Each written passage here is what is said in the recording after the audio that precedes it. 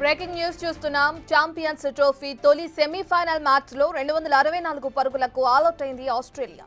దీంతో 265 పరుగుల టార్గెట్ తో బరిలోకి దిగనుంది టీమిండియా. నిజానికి స్పిన్ తో కంగారు పెడతారనుకున్నా అలా జరగలేదు. వరుసగా వికెట్లు కోల్పోయినా గౌరవప్రదమైన స్కోర్ చేయగలిగింది ఆసీస్. స్మిత్ 73 పరుగులు, క్యారీ 61, హెడ్ 39 పరుగులు చేయడంతో స్కోరు అలా పెరుగుతూ పోయింది.